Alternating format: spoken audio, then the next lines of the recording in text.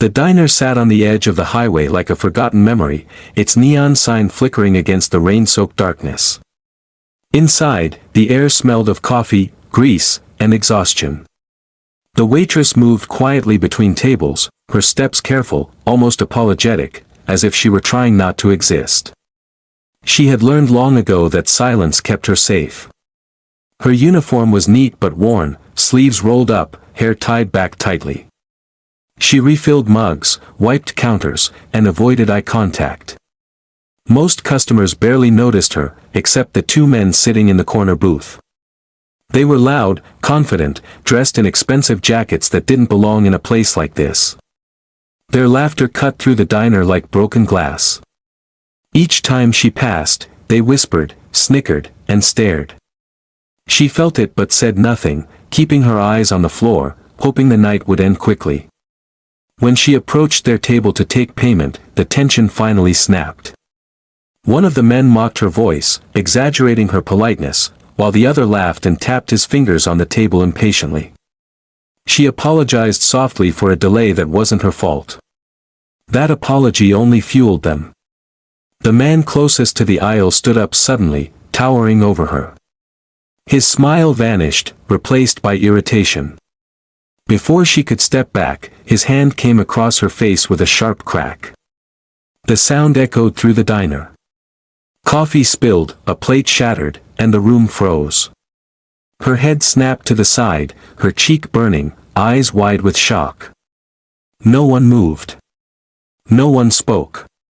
Some looked away in fear, others stared in disbelief. The bullies laughed again, louder this time, enjoying the control, the humiliation. The waitress stood there, trembling, her hand slowly rising to her face, tears forming but not falling. She didn't scream. She didn't fight back. She simply absorbed the pain, the way she had absorbed so much before.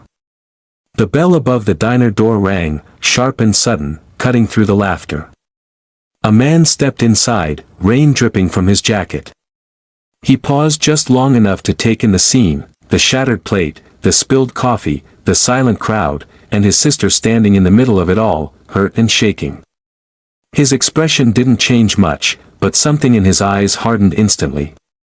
He was tall, broad-shouldered, with a posture that spoke of discipline and control. His movements were calm, deliberate, almost slow. He walked forward, ignoring the bullies at first, and stopped beside the waitress. Without a word, he took off his jacket and gently placed it over her shoulders. She looked up at him, recognition and relief washing over her face. Her lips trembled as she whispered his name. The bullies noticed him now and scoffed, making jokes about playing hero. They didn't see danger. They saw another man to intimidate. One of them stepped closer, puffing out his chest, poking a finger into the stranger's shoulder. The man didn't flinch. He calmly removed the finger and stepped back half a pace, creating space. The bully swung again, aiming for his face, confident and careless. In less than a second, the atmosphere changed completely. The man caught the punch, twisted the arm, and forced the bully face first onto the table with controlled force. The wood cracked under the impact. Gasps filled the diner. The second bully rushed forward, but he was met with the same precision. A swift movement, a lock, a sweep of the leg, and he was on the ground, unable to breathe, panic flooding his eyes. There was no rage in the man's face, no shouting, no unnecessary violence. Every movement was efficient, trained, final. It was clear now that this wasn't a regular fight. This was skill born from years of discipline, from places where mistakes cost lives. The man released them just as quickly as he had restrained them, stepping back and raising his hand slightly as if to say it was over. Someone in the diner had already called the police. The bullies groaned on the floor, their confidence shattered, fear replacing arrogance. Red and blue lights soon flashed through the rain-streaked windows, painting the diner walls in harsh colors. Officers rushed in, weapons ready, then slowed as they assessed the scene. Witnesses spoke at once, pointing, explaining. The waitress, wrapped in her brother's jacket, quietly told her story. The officers listened, nodding, their expressions firm.